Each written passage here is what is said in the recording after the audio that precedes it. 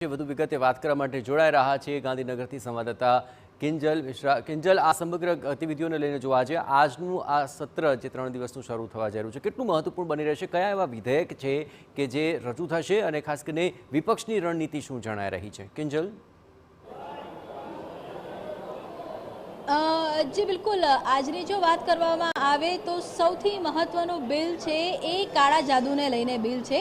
ગુજરાતની અંદર બ્લેક મેજિકને લઈને કોઈ બિલ ન હતું અને તેના કારણે અંધશ્રદ્ધાના કારણે અનેક વખતે ક્યાંક ને ક્યાંક માનવ બલિની વાત આવતી હતી, તો ક્યાંક ને ક્યાંક અઘોરી પ્રથા હતી, તેનો શિકાર બનતા લોકો હતા। ઘણી વખતે કહી શકાય કે જાદુઈ ઔષધિના નામ ઉપર પણ અનેક પ્રકારની જે બદીઓ હતી, અંધશ્રદ્ધા હતી અને તેના કારણે લોકોના મૃત્યુ થતા હતા અથવા તો તેના કારણે જાન ગુમાવવાનો વારો આવતો હતો। આ જે બિલ છે તેની પર સૌની નજર છે, કેમ કે જે બિલની જોગવાઈ છે તે ખૂબ જ કડક બિલની જોગવાઈ છે તે કરવામાં આવી છે। ખાસ કરીને ગૃહ વિભાગ દ્વારા જે આ બિલ છે તે તૈયાર કરવામાં આવ્યું છે, હર્ષ સંઘવી દ્વારા આ બિલ છે તે મૂકવામાં આવશે, જેની અંદર ન માત્ર આ પ્રકારના જો જોગવાઈની વાત કરવામાં આવે તો ન માત્ર આ પ્રકારનું કોઈ કામ કરતું હોય, પરંતુ આ પ્રકારના કામને કોઈ ઉશ્કેરણી આપતું હોય, આડકતરી રીતે સપોર્ટ કરતા હોય અને તેની માટે જો કોઈ ફરિયાદ થશે તો તેની સામે ગુનો દાખલ કરવાની પણ જોગવાઈ છે તે આ બિલમાં કરવામાં આવી છે। આ બિલની અંદર ન માત્ર કામ કરવું, પરંતુ જો આ પ્રકારની જાહેર ખબર એટલે કે આપત્તિજનક કોઈ જાહેર ખબર છે કે જ્યાં જે અંધશ્રદ્ધાને સપોર્ટ કરે છે, કે જે કાળા જાદુને સપોર્ટ કરે છે, કોઈ પણ પ્રકારની જાહેર ખબર એટલે કે આડકતરી રીતે પણ કોઈ પણ રીતે કાળા જાદુ અથવા તો માનવવધની વાત કરવામાં આવે છે। દેખો, આ સીધું સમાજનું જે દૂષણ છે, જે લોકોને શ્રદ્ધા, જે અત્યાર સુધી વાત કરવામાં આવતી હતી કે જ્યોતિષની વાત હોય, શ્રદ્ધાની વાત હોય, તે વિષયોને આમાં આવરવામાં નથી આવ્યા, કારણ કે સ્વાભાવિક છે, શ્રદ્ધાનો વિષય છે, પરંતુ જે વસ્તુઓ અહીંયા ખોટી ચાલી રહી છે, અંધશ્રદ્ધાના નામે જે પણ કહી શકાય પ્રોત્સાહન આપવામાં આવતા હોય છે, ભુવાઓની વાત કરવામાં આવે કે હજી બીજા જે પ્રોત્સાહન આપવામાં આવતા હોય છે, અઘોરી પ્રથા પણ અહીંયા કહી શકાય કે તેના જે કાયદાકીય જે આખું તૈયાર કરવામાં આવ્યું છે બિલ, અઘોરી પ્રથાને પણ આ બિલમાં મૂકવામાં આવ્યા છે। માનવ બલિ, અઘોરી પ્રથા, આ તમામ જે બિલ મૂકવામાં આવ્યું છે અને સ્કોપ એ રીતે રાખવામાં આવ્યો છે કે જાહેર ખબરથી લઈને ડાયરેક્ટલી, ઇનડાયરેક્ટલી જો આ પ્રકારના અંધશ્રદ્ધાને સમર્થન આપવામાં આવશે તો તેની સામે ગુનો દાખલ કરવામાં આવશે।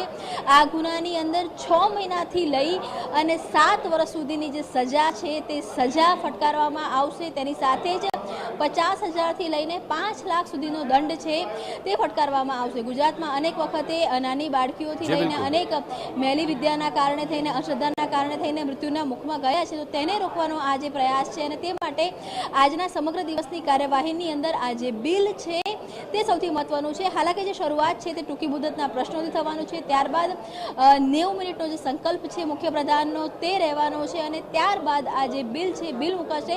તે પહેલા સ્વાભાવિક રીતે, કેમ કે ગઈકાલથી વિપક્ષ દ્વારા જે રીતે પ્રશ્નોત્તરી નથી મૂકવામાં આવી તેનો વિરોધ કરવામાં આવ્યો છે, તો એક વિરોધ પણ છે તે વિધાનસભા ગૃહની બહાર પણ વિપક્ષ દ્વારા કરવામાં આવશે અને ત્યારબાદ જે ગૃહની કાર્યવાહી છે તે ટૂંકી મુદતના પ્રશ્નોથી શરૂ થશે। પરંતુ આજનું જે બ્લેક મેજિક ઉપરનું બિલ છે તેની પર સૌની નજર છે।